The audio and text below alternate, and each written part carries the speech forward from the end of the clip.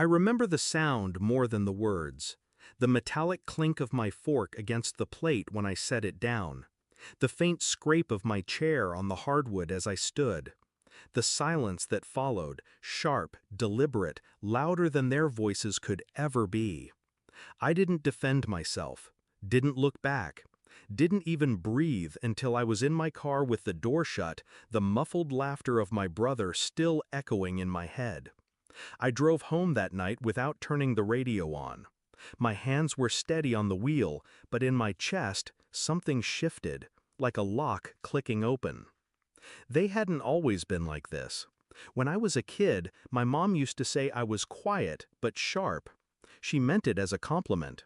My dad would ruffle my hair, tell me I had an old soul. My brother, 3 years older, was the loud one, the golden one, the one who broke curfew and wrecked his first car but still got a smile and a boys will be boys. I didn't mind the imbalance, not back then. I studied, I worked, I stayed out of trouble. I thought, naively, that doing everything right would keep me safe from their cruelty. But things changed when my dad's business started slipping. Money got tight. Suddenly my achievements didn't matter. My quiet wasn't sharp anymore. It was ungrateful. My independence was selfish. My brother's recklessness became stress. Mine became burden. I didn't see it as betrayal at first. Families fight. Words get said. But Thanksgiving night, when they looked at me like I was a guest who'd overstayed my welcome, was the moment I realized they weren't just careless. They were comfortable hurting me. The thing about me, I don't do dramatic exits for nothing. When I walked out that night, I wasn't running away. I was making room to plan. They thought I was still the quiet kid in the corner. What they forgot was that I'd been listening for years. Listening when my dad complained about the stress of the mortgage. Listening when my mom bragged about how lucky they were that I'd gotten a stable job at the bank. Listening when my brother slipped about the temporary business loan he took out in my dad's name. I never said a word, but I remembered everything. The first step was simple. Stop helping. No more quietly transferring a little money to their account when bills ran short. No more smoothing over my brother's late payments by adjusting due dates. No more bailing them out without them even asking. The second step required patience. My brother's loan, the one he was handling, I knew it wasn't being paid.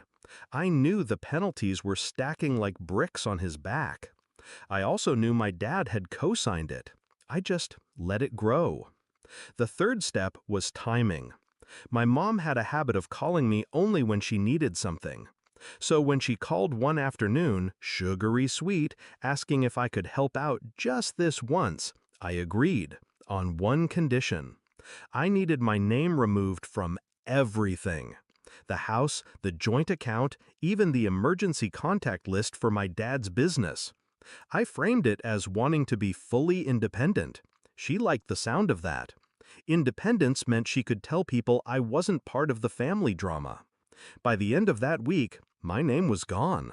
Then I waited. It didn't take long.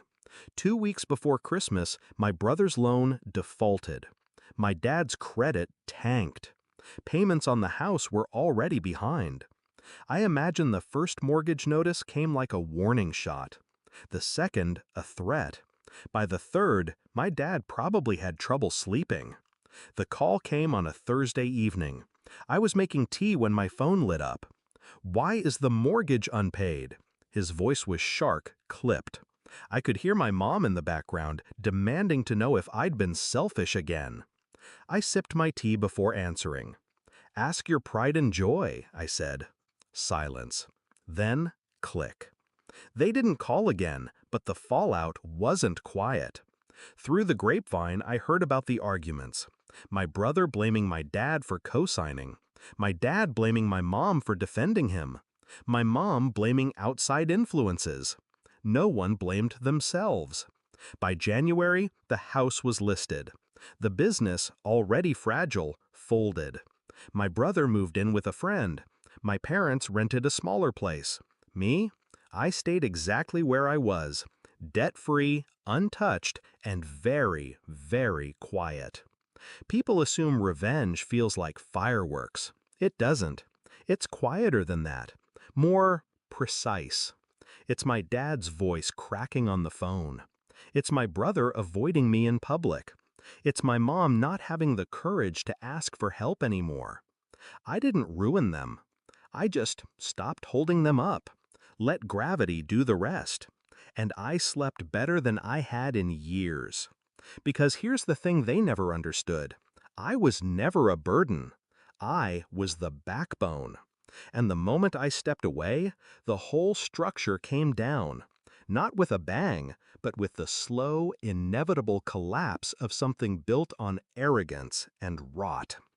Now, they live with the consequences. I live with peace. And every Thanksgiving.